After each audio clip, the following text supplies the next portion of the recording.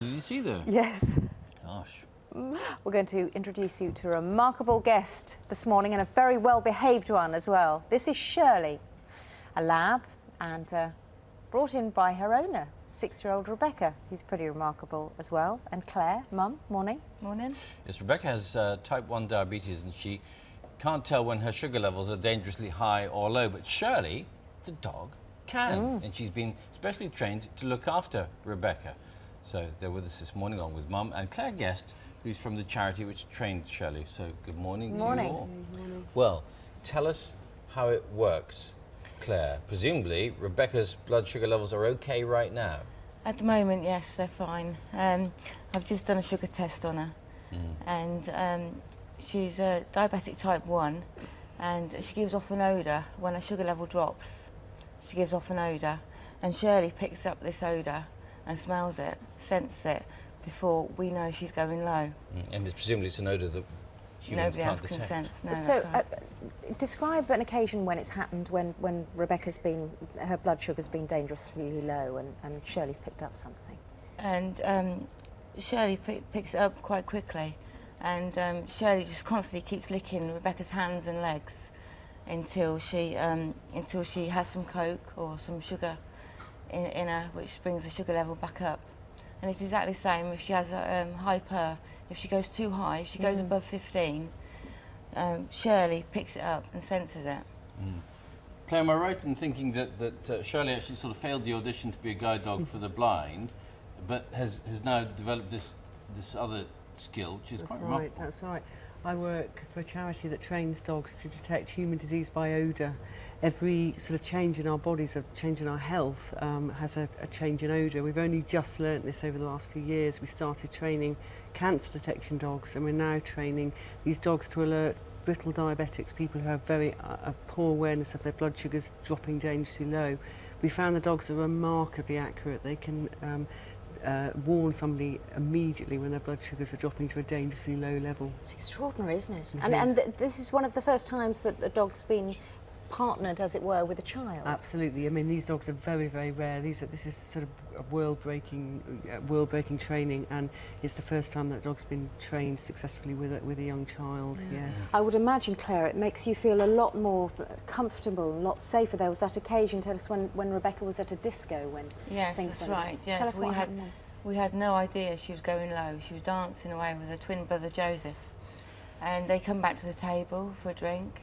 And Shirley went and sat on Rebecca's lap and just started licking her hands, licking her legs, wouldn't leave her alone. The medical bag, Rebecca's medical bag, was underneath the table at the time, and it was open. And Shirley went into the medical bag and got a sugar testing kit out. Gosh. And gave it to Rebecca, and we thought, oh, there's something wrong here.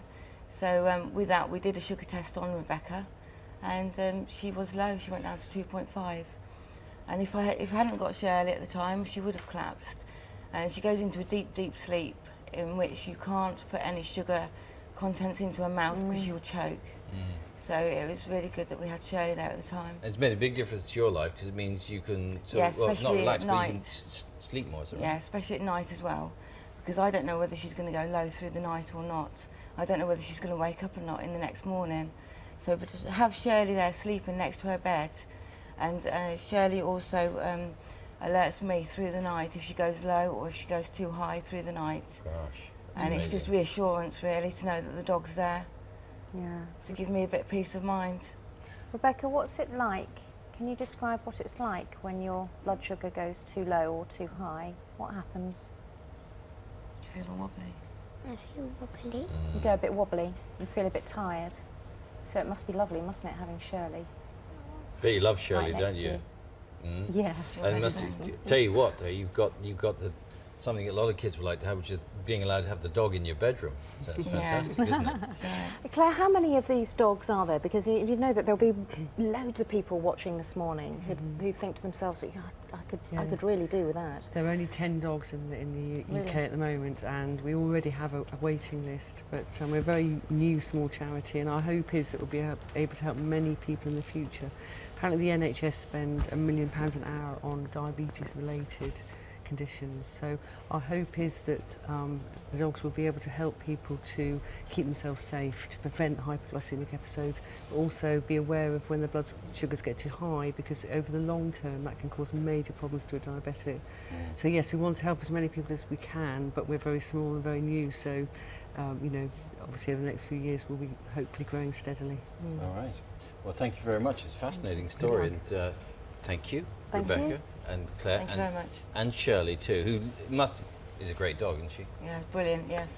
Absolutely wonderful. And being a lab, of course, naturally very relaxed in the television studio. Fantastic. And natural And natural Yeah. in indeed. front of the television Thank cameras. you very Thank much, you very Rebecca. much. You're going off Thank to you. school now. Yes. Does Shirley go to school with you? She walks Really? walks her to school and walks her back from Okay. school. Oh, really? Well, she'll then sit with you in the class. Good stuff. All right then. Thank you very much. Coming up, the BBC News Channel has all the very latest news for you from home and abroad, focusing on those police cuts today. Here on Breakfast, though, we'll be live at Wimbledon again this morning. Will there be any play, though? It's women's quarter-finals day today.